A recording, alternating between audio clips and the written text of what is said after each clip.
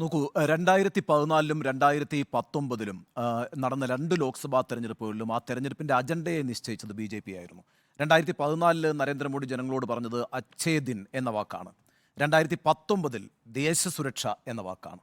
ഈ 2 വാക്കുകൾ വെച്ച് 2 തെരഞ്ഞെടുപ്പിലെയും അജണ്ട നിശ്ചയിച്ച് മുന്നോട്ട് പോയ പാർട്ടിയും നേതാവുമാണ് ബി.ജെ.പിയും നരേന്ദ്രമോദിയും. പക്ഷേ 2024 ഈ തെരഞ്ഞെടുപ്പിൽ അജണ്ട നിശ്ചയിക്കാൻ കോൺഗ്രസിന് കഴിഞ്ഞു, പ്രതിപക്ഷത്തിന് കഴിഞ്ഞു എന്നുള്ളതാണ് യാഥാർത്ഥ്യം.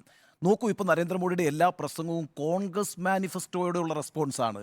അങ്ങനെയാണ് അത് സംഭവിച്ചിരിക്കുന്നത് എന്ന് മാത്രവുമല്ല, 2014-ലോ 2019-ലോ നരേന്ദ്രമോദി പറഞ്ഞിട്ടുണ്ടോ ഇവർ വിജയിച്ചു വന്നാൽ? അങ്ങനൊരു വാക്ക് പറഞ്ഞിട്ടുണ്ടോ? അങ്ങനൊരു വാക്ക് പറയേണ്ട സാഹചര്യം ഇന്ത്യയിൽ ഉണ്ടായിരുന്നില്ലല്ലോ. ഇപ്പം നരേന്ദ്രമോദി പറഞ്ഞുകൊണ്ടിരിക്കുന്നത് എന്താണ്? ഇവർ വിജയിച്ചു വന്നാൽ നിങ്ങളുടെ മംഗൾസൂത്ര കൊണ്ടുപോകും എന്നാണ്. ഒരു സാധ്യത അവിടെ നിൽക്കുകയാണ്. അതെ, ആ സാധ്യതയെ അംഗീകരിച്ചിരിക്കുന്നു നരേന്ദ്രമോദി എന്നാണ്. നരേന്ദ്രമോദി ഈ പറയുന്ന ബി.ജെ.പിയുടെ ഒരു മാനിഫെസ്റ്റോയെ കുറിച്ച് ഒന്നും പറയുന്നില്ല.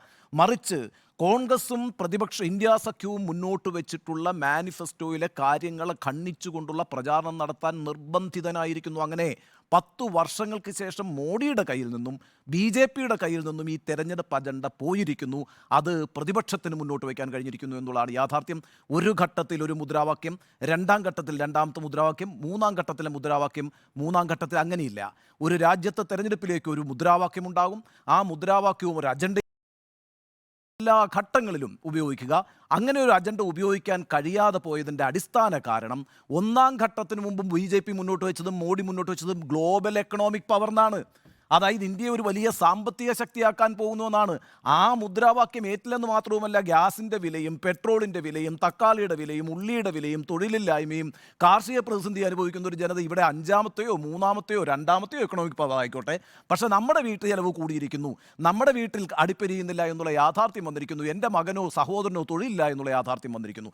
അതുകൊണ്ടാണ് 2ാം ഘട്ടം എത്തിയപ്പോൾ, മാത്രമല്ല നേരത്തെ അരുൺ സൂചിപ്പിച്ചതുപോലെ വിവിധ സമുദായ സമവാക്യങ്ങളിൽ അവർ അപ്രതീക്ഷിതമായിട്ട് ബി.ജെ.പിക്കും എൻ.ഡി.എക്കും പ്രതീക്ഷിക്കാൻ കഴിയാത്ത വിധത്തിൽ സാമുദായികമായ വിള്ളലുകൾ സംഭവിച്ചു. ഇതിനെല്ലാം മറികടക്കണമെങ്കിൽ ഒരൊറ്റ സാധ്യതയുള്ളൂ. അതിന് പച്ച നുണയായിട്ടുള്ള PFI പറയേണ്ടി വരും, അതിന് പച്ച നുണയായിട്ടുള്ള ഇൻഫിൽട്രേഷൻ എന്ന് പറയേണ്ടി വരും, അത് നുഴഞ്ഞുകയറ്റക്കാർ എന്ന് പറയേണ്ടി വരും, കൂടുതൽ മക്കളെ ഉണ്ടാക്കുന്നവരെന്നൊക്കെ പറയേണ്ടി വരും. അയോധ്യയോ അല്ലെങ്കിൽ ഈ പറയുന്ന വനിതാ സംവരണമൊന്നും ഒരു കാര്യമായ ഇമ്പാക്റ്റും ഈ തെരഞ്ഞെടുപ്പിൽ ഉണ്ടാക്കിയിട്ടില്ല, ഒന്നും പറയുന്നില്ല.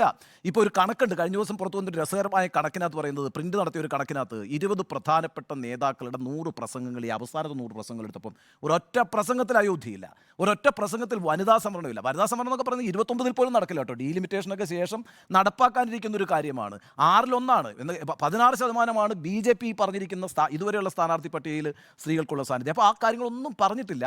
ഗ്ലോബൽ എക്കണോമിക് പവർ ഒന്നും G20 നടത്തിയെന്നും നരേന്ദ്രമോദിയാണ് വിശ്വഗുരു എന്നും പറഞ്ഞുകൊണ്ട് ഈ തെരഞ്ഞെടുപ്പിലേക്ക് പോയപ്പോൾ അത് ബുമറാങ് ചെയ്തു എന്ന് മാത്രമല്ല, ഇപ്പോൾ കോൺഗ്രസും ഇന്ത്യ മുന്നണിയും മുന്നോട്ട് വെച്ചിരിക്കുന്ന തെരഞ്ഞെടുപ്പ് മാനിഫെസ്റ്റോയ്ക്ക് മറുപടി പറയേണ്ട, അതിന് പ്രചാരണം കൊടുക്കേണ്ട ഒരു അവസ്ഥയിലേക്ക് നരേന്ദ്രമോദിയും എൻ.ഡി.എയും എത്തിയിട്ടുണ്ടെങ്കിൽ കാറ്റുമാറി വീശുന്നു എന്നാണ് അതിൻ്റെ വ്യക്തമായ തെളിവാണ് മോഡിയുടെ ഇപ്പോൾ നടത്തിക്കൊണ്ടിരിക്കുന്ന പ്രസംഗങ്ങൾ.